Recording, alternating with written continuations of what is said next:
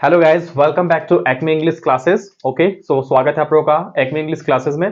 और हमने पूरे पार्ट्स ऑफ सीरीज कंप्लीट कर चुके हैं। ओके, यानी कि बेसिक में नाउन क्या होता है, प्रोनाउन क्या होता है। अगर किसी बच्चे ने अगर मेरे बेसिक्स पार्ट्स ऑफ स्पीच की वीडियो को नहीं देखा है तो वो जाके पहले उन सारे वीडियो को क्लियर कीजिए। उसके बाद आपका आज का जो टॉपिक है ये होता है वर्ब। ओके, हम वर्ब के बारे में इन डिटेल में चर्चा करेंगे ताकि जो इसके बाद जो आपका नेक्स्ट टॉपिक स्टार्ट होगा यानी कि टेंस, उसमें आपको बहुत सारा हेल्प मिलेगा। सेंटेंस का फॉर्मेशन कैसे होता है, कोई भी चीज कैसे होती है, सब्जेक्ट का होता है, एक वर्ब का यूज क्या होता है, वो सारी चीजें आप समझेंगे। अगर किसी ने अगर मेरी पार्ट्स ऑफ स्पीच की वीडियो नहीं देखी है तो पहले आप जाके उसको देखेंगे, उसके बाद आप यहां से स्टार्ट कर सकते हैं सीरीज कंटिन्यू। ओके, सो आज का जो हमारा टॉपिक है वो है पोजीशन ऑफ वर्ब। आखिर ये पोजीशन ऑफ वर्ब क्या होती है? बहुत सारे 99% बच्चों को ये बात समझ में नहीं आ रही है या नया चीज लग रहा है कि ये पोजीशन ऑफ वर्ब क्या होती है, क्योंकि मोस्ट ऑफ ये चीजें हमको नहीं बताई जाती हैं। तो जो पोजीशन ऑफ वर्ब होता है यानी कहने का मतलब क्या होता है कि जैसे मान लीजिए आप किसी भी सेंटेंस का फॉर्मेशन करते हैं तो किसी भी सेंटेंस के फॉर्मेशन में एक वर्ब का बहुत इंपॉर्टेंट रोल प्ले होता है, क्योंकि बिना वर्ब के हम किसी सेंटेंस का फॉर्मेशन कर ही नहीं सकते हैं। ओके, लेकिन सवाल ये उठता है कि एक सेंटेंस के अंदर आखिर कितने से वर्ब आ सकते हैं, कम से कम कितने आ सकते हैं, ज्यादा से ज्यादा कितने आ सकते हैं। अगर एक आएगा तो उस वर्ब को हम क्या बोलेंगे, दो आएगा तो उसको क्या बोलेंगे, तीन आएगा तो उसको क्या बोलेंगे, अगर एक ही सेंटेंस में चार वर्ब है तो हम उसको क्या बोलेंगे। ओके, सो हम एग्जांपल के थ्रू समझने की कोशिश करेंगे आखिर ये पोजीशन ऑफ वर्ब होती क्या। ओके, सो आप इस चीज को समझ गए हो कि वर्ब का हमारे सेंटेंस बनाने में बहुत ज्यादा इंपॉर्टेंट रोल प्ले करता है। ओके, सो आपका टॉपिक है पोजीशन ऑफ वर्ब, यानी कि एक सेंटेंस के अंदर कोई भी सेंटेंस हम बनाते हैं तो एक सेंटेंस के अंदर कम से कम कितने वर्ब हो सकते हैं। ओके, सो आपका एक यहाँ पे एग्जांपल के थ्रू समझेंगे, बट उससे पहले मैं आपको एक चीज बताना चाहूंगा। यहाँ पे आप लोग ध्यान से देखिए, यहाँ पे लिखा है first main verb, second helping verb, main verb, third helping verb, supporting verb, main verb, and four helping verb, supporting verb and main verb. So मान लीजिए जैसे फर्स्ट आपका लिखा मेन वर्ब। ओके, सो अगर मैं आपको फाइंड करने के बोलूं, जैसे आपके सामने एग्जांपल नंबर 1 दिया है, अगर मैं आपको इसमें फाइंड करने के बोलूं कि इस पहले जो सेंटेंस है इसमें मेन वर्ब कौन सा है। ओके, सो क्या फाइंड कर सकते हैं? सो आप लोग एक बार वीडियो को पॉज करके भी फाइंड करके देख सकते हैं। उसके बाद जब मैं अंडरलाइन करूंगा सो आप लोग देख सकते हैं कि मैंने अच्छा पहचाना या नहीं पहचाना। ओके, और दूसरी बात यह कि पहले तो आपको यह पहचाना है कि इसमें मेन वर्ब कौन सा है, उसके बाद पहचाना है इसकी पोजीशन क्या है, क्योंकि हमारा जो आज का मेन टॉपिक है पोजीशन ऑफ वर्ब होता है कि वर्ब की पोजीशन क्या होती है। ओके, सो फर्स्ट क्वेश्चन है आपका, he plays football every Sunday. क्या है? He plays football every Sunday. Okay, so देखिए हम प्रोनाउन पढ़ चुके हैं तो ये तो हमारा प्रोनाउन है, हम नाउन भी पढ़ चुके हैं तो ये तो हमारा नाउन है, और हम एडवर्ब भी पढ़ चुके हैं तो ये तो हमारा एडवर्ब है। ओके, सो हमने जो जो चीज पढ़ा है वो चीज तो क्लियर कर, और हमने वर्ब भी पढ़ा था। याद कीजिए हमने वर्ब पढ़ा था, वर्ब में हमने पढ़ा था कि एक्शन होते हैं, बीइंग स्टेटेड और हैपनिंग होती है। ओके, सो इसमें आपका मेन वर्ब कौन सा है? अब बचा आपका प्लेस, तो प्लेस है, तो ये प्लेस को मैंने यहां पे गोला किया, अंडरलाइन किया, तो ये आपका प्ले है। अब इस सेंटेंस के अंतर्गत कितने वर्ब है? एक ही वर्ब है। तो वही आज का हमारा टॉपिक है, अगर किसी सेंटेंस के अंतर्गत अगर एक ही वर्ब होते हैं तो वो क्या होते हैं? वो मेन वर्ब होते हैं। तो आपका ये जो प्लेस है ये क्या है? आपका कौन सा वर्ब है? ये आपका है मेन वर्ब, जो आपका पहला लिखा है। ओके, सो पहले सेंटेंस में हमने क्या सीखा? हमने सीखा कि किसी भी सेंटेंस का अगर एक ही वर्ब होता है तो उसको हम क्या बोलते हैं? मेन वर्ब कहते हैं। ओके, सो आपका जो सेकंड एग्जांपल है, सेकंड है he is playing football now. So आपको इसमें पता करना है कि इसमें हेल्पिंग वर्ब कौन सा है और मेन वर्ब कौन सा है। पहले में एक था तो टेंशन नहीं हुई, अब दूसरे में देखना है। अब सेकंड जो क्वेश्चन है, he is playing football now. सबसे पहले आपको ध्यान ये रखना है, मैं बार बार रिपीट कर रहा हूं कि अगर किसी बच्चे का पार्ट्स ऑफ इस चीज का जो बेसिक वीडियो अगर वो क्लियर नहीं है तो यहां से आपको समझ में नहीं आना लगा। क्यों? क्योंकि आपको हर चीज फाइंड करना है, किसी भी सेंटेंस के अंदर आपको पहचानने आना चाहिए कि कौन नाउन है, कौन प्रोनाउन है, कौन वर्ब है। अगर आप इन सब चीजों को इजीली फाइंड कर पाते हैं तभी आप सेंटेंस को अच्छी तरह से लिख सकते हैं, अच्छी तरह से बोल सकते हैं और अच्छी तरह से उसका यूज कर सकते हैं। ओके, सो सेकंड एग्जांपल है, सबसे पहले मान लीजिए हमको वर्ब नहीं पता, तो सबसे पहले हम देखेंगे जो ही है क्या है, ये प्रोनाउन है। ठीक है, यहां पे नाउ क्या है? आपका एडवर्ब है।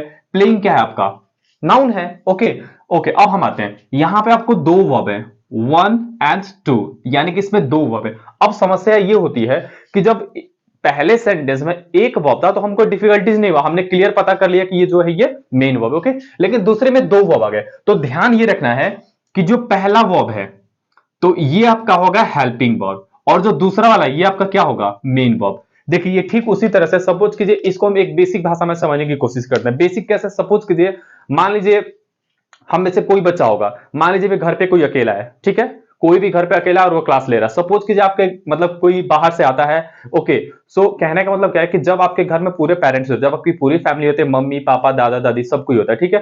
सो घर का फैमिली मेन कौन होता है? अगर कहने का मतलब अगर मेन होगा जब सब कोई रहेगा, तो कहने का मतलब क्या है कि अगर अकेले हैं, जैसे मान लीजिए आपके पेरेंट्स घर पर नहीं है और आप खुद अकेले हैं, तो उस टाइम के लिए जो घर का मेन मालिक कौन होगा? उस टाइम के लिए आप होंगे, क्योंकि अकेले हैं तो आप ही मालिक है। लेकिन सपोज कीजिए अब पेरेंट्स लोग जो है घर पे नहीं है, ठीक है, या पेरेंट्स घर पे आ गए, ठीक है, तो आप उस टाइम के लिए क्या हो गए? आप हेल्पिंग हो गए। मतलब हेल्पिंग का मतलब क्या कि कोई पूछेगा कि घर के मालिक कौन है, तो आप बोलेंगे या तो पापा है या तो मम्मी है या तो दादाजी, ओके। सो उस टाइम आप क्या काम करेंगे? आप करेंगे हेल्पिंग हो, ठीक है। उसी तरह से अगर यहाँ पे कहने का मतलब जब दो होते हैं, तो जो फर्स्ट वाला होता है ये आपका क्या होता है? ये आपका होता है हेल्पिंग वर्ब, और जो सेकंड वाला होता है ये आपका क्या होता है? ये होता है मेन वर्ब। यानी दूसरा कंसेप्ट भी क्लियर है कि अगर किसी भी सेंटेंस में एक ही वर्ब होते हैं, चाहे वो कोई भी हो, तो वो मेन वर्ब होते हैं। अगर किसी सेंटेंस में दो वर्ब होते हैं, तो पहला वाला जो होता है जो जस्ट सब्जेक्ट से जो टचिंग होता है उसको हम बोलते हैं हेल्पिंग वर्ब, और ये क्या हो गया? Main verb. और दूसरी बात, एक और बात कहना चाहूंगा कि जैसे बच्चे रट लेते हैं कि जैसे इजमर क्या हो गया? वर्ब हो गया, हेल्पिंग वर्ब, बट नहीं।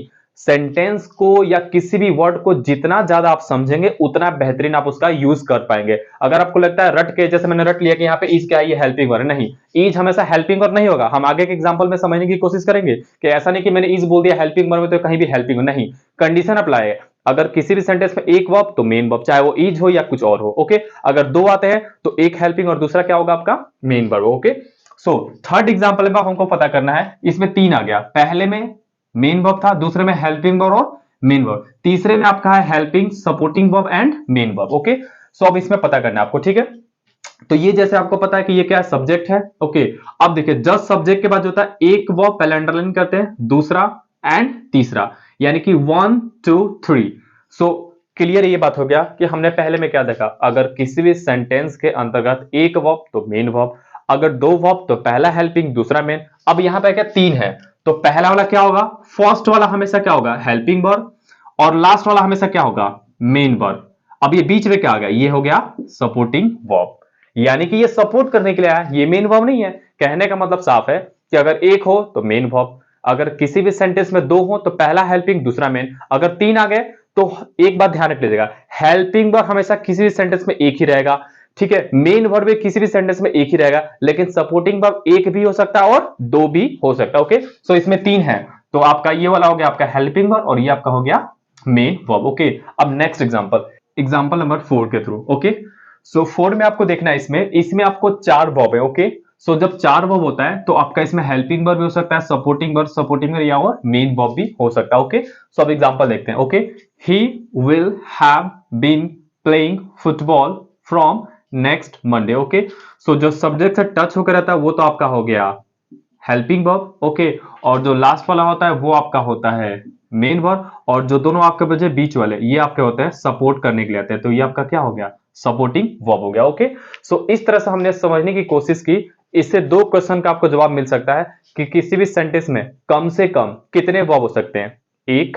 और ज्यादा से ज्यादा कितने वर्ब हो सकते हैं? तो हो सकते हैं चार, ओके।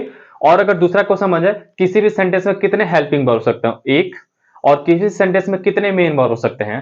तो एक। लेकिन सपोर्टिंग वर्ब एक भी हो सकता है और दो भी हो सकता है। हर तरह से आपको जवाब मिल गया कि किसी भी सेंटेंस में कितने टाइप के मतलब पोजीशन ऑफ वर्ब होते हैं, कैसे होता है, उनकी पोजीशंस क्या होती है, ओके। अब ये जो एग्जांपल है 1 2 3 4, ये एग्जांपल सिर्फ और सिर्फ आपके लिए, ओके।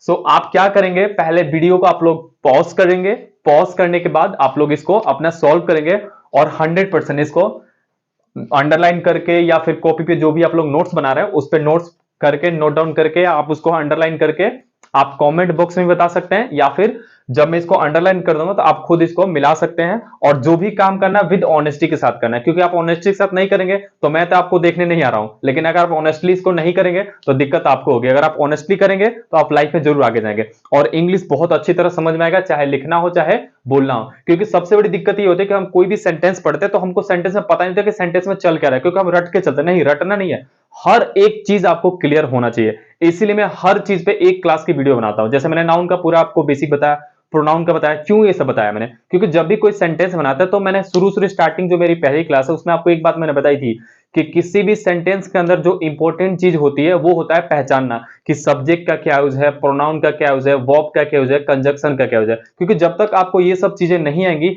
आपका कॉन्फिडेंट नहीं बढ़ेगा। अगर आप कॉन्फिडेंट को अपने इंप्रूव करना चाहते हैं तो आपको हर चीज को समझ के चलना पड़ेगा। ओके, एक एक चीज क्लियर होना चाहिए। ओके, सो अब आप लोग वीडियो को पॉज कर सकते हैं और आप इन चारों एग्जांपल को पहले खुद से बनाएंगे। ओके, सो आइए अब देखते हैं हम इस एग्जांपल को। तो जो फर्स्ट है, राहुल इज अ डॉक्टर। अब देखिए इस सेंटेंस में क्या आपका इज है। अब बहुत सारे बच्चों को ये मिसकंफ्यूजन होता है कि इज को रट के बैठ जाते हैं कि इज जो है वो हेल्पिंग वर्ब, बट ऐसा कुछ नहीं होता। इज हेल्पिंग वर्ब नहीं होता है। मैंने पहले कहा था कि रटना नहीं है कि इज यहां पे हमने रट लिया तो हेल्प नहीं। मैंने कंडीशन अप्लाई की थी।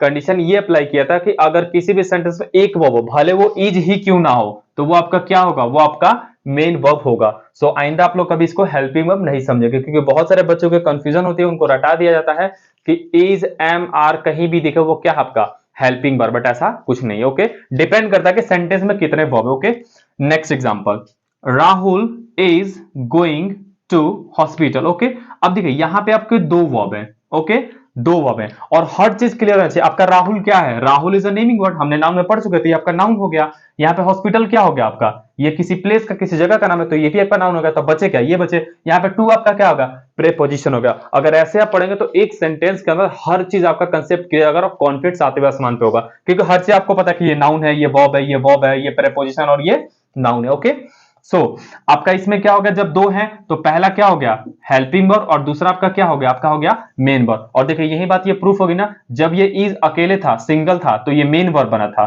ठीक है। लेकिन यहां पे यही इज क्या बन गया, हेल्पिंग वर्ब बन गया। क्यों, क्योंकि यहां पे दो वर्ब है। सो मैंने कहा ना, कोई चीज रटने की जरूरत नहीं है, आपको समझना है कि अगर किसी भी सेंटेंस में एक वर्ब है तो वो आपका होता है मेन वर्ब, अगर दो है तो पहला हेल्पिंग और दूसरा आपका main verb. Okay, next example आपका, Rahul has been going to hospital since morning.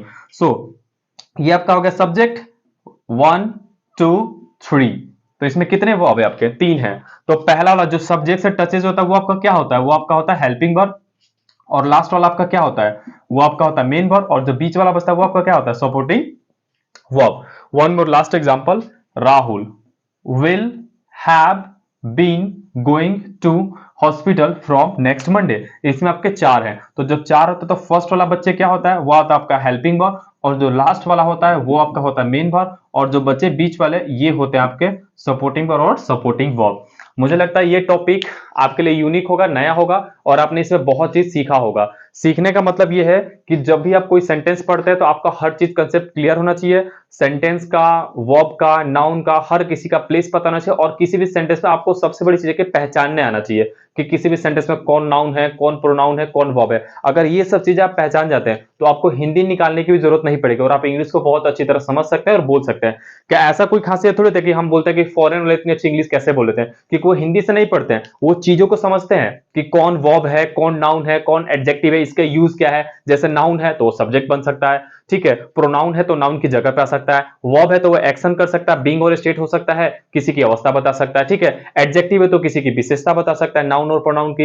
Adverb होते हैं उनका क्या मौका होता है, ये भी जो होते हैं किसी की विशेषता बताते हैं। जब आपका हर कंसेप्ट आपका क्लियर है तो आपको बहुत मजा आने वाला है इंग्लिश सीखने में, आगे की क्लास में भी आप लोग एंजॉय करेंगे। ओके, सो आज की क्लास हम रखते हैं यहीं तक, अब मिलते हैं आपसे नेक्स्ट वीडियो में एक नई क्लास के साथ, नई जोश के साथ। तब तक के लिए thank you so much, bye bye.